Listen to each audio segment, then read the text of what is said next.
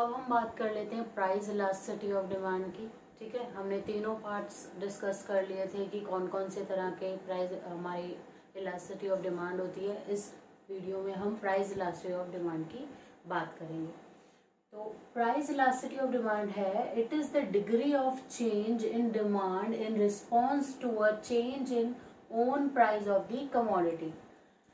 As we have already discuss this, but मैं फिर से आपको एक बार इसको क्लियर कर देती हूँ कि डिग्री ऑफ चेंज, कितना डिग्री ऑफ चेंज आ रहा है क्वांटिटी डिमांडेड में, किसकी वजह से, अपने खुद के प्राइस के चेंज होने से क्वांटिटी डिमांडेड में कितना चेंज आ रहा है, वही क्या कहलाती है, प्राइस इलास्टिसिटी ऑफ डिमांड कहलाती है। ठीक है, पर प्राइस इलास्टिसिटी ऑफ डिमांड को कैलकुलेट करने के लिए हम जो मेथड यूज करते हैं वो है परसेंटेज चेंज मेथड। ठीक है, ये बहुत ज़्यादा कॉमनली यूज मेथड है अपना इलास्टिसिटी को निकालने के लिए। ठीक है, तो परसेंटेज चेंज मेथड क्या कहता है, the elasticity of demand is measured as the ratio between percentage change in quantity demanded of a commodity X and percentage change in price of commodity X.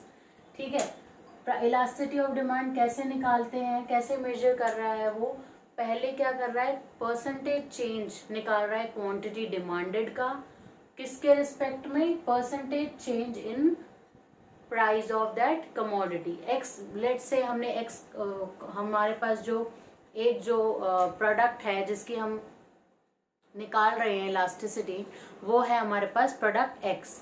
ठीक है, तो उसकी क्वांटिटी डिमांड में कितना percentage change होगा with response to percentage change in its own price.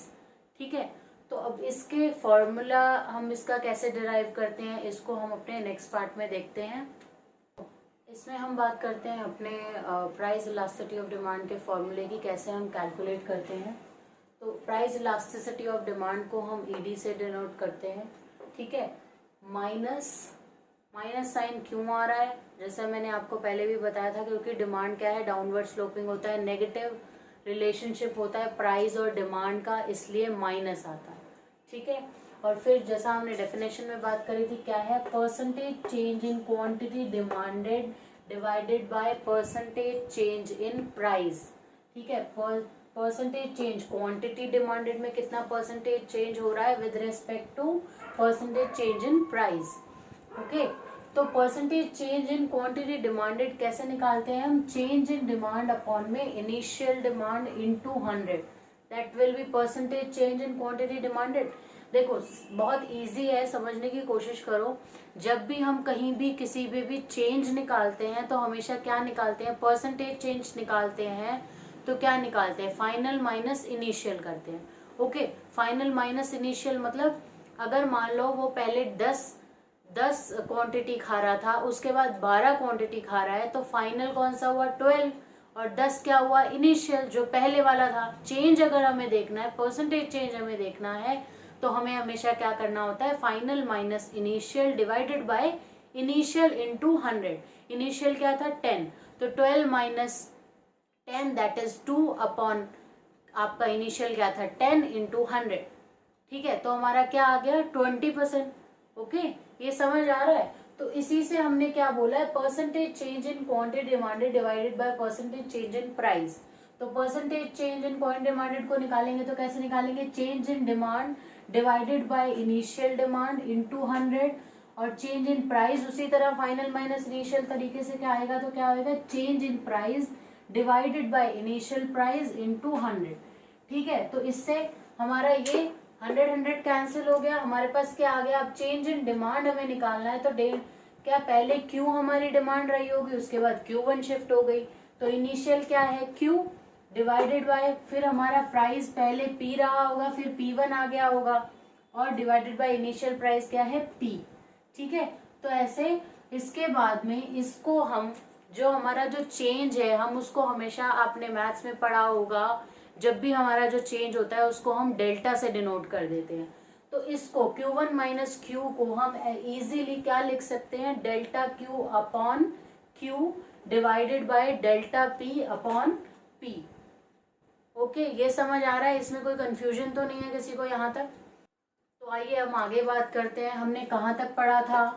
ED is equal to minus delta Q upon Q divided by delta P upon P। ठीक है, इतना सबको क्लियर था। इसको यहाँ पे डिवीजन का साइन है, तो क्या हम उसको उल्टा कर कर इधर लिख सकते हैं? डेल्टा P अपॉन P को मल्टीप्लाई करूंगी तो P अपॉन डेल्टा P लिख सकती हूँ, इसमें कोई कंफ्यूजन नहीं है। ठीक है, अब जो ये हमारा जो फॉर्मूला है उसको थोड़ा सा अगर हम घुमा दें, मल्टीप्लाई में है तो इधर वाला इधर भी जा सकता है और उधर वाला उधर जा सकता है, तो थोड़ा सिमेट्री में करने के लिए हम क्या इसको minus P upon Q into delta Q upon delta P लिख सकते हैं। इसमें कोई कंफ्यूजन तो किसी को है नहीं। ठीक है, तो हमारा जो फाइनल जो फॉर्मूला है ED का, that is price elasticity of demand का, वो क्या हो जाता है? P upon Q into delta Q upon delta P। यहाँ पे ED जो है हमारा वो क्या है? प्राइस इलास्टिसिटी ऑफ डिमांड है। Q जो है हमारा वो क्या है? Initial demand. Q1 क्या है? New demand. इनिशियल प्राइस क्या है हमारा? P1 क्या है? New price. और डेल्टा जो है हमारे डेल्टा Q है चेंज इन डिमांड और डेल्टा P है चेंज इन प्राइस। ठीक है, इसमें किसी को कोई कंफ्यूजन तो नहीं है? आई होप ये सब आपको क्लियर हो रहा होगा। इससे रिलेटेड हम कुछ न्यूमेरिकल्स भी कर लेंगे। अगर आपको वो न्यूमेरिकल समझना चाहते हैं तो नेक्स्ट वीडियो को प्लीज चेक कर लीजिए। और अगर वीडियोस पसंद आ रही हैं तो please like, subscribe and comment. Thank you so much.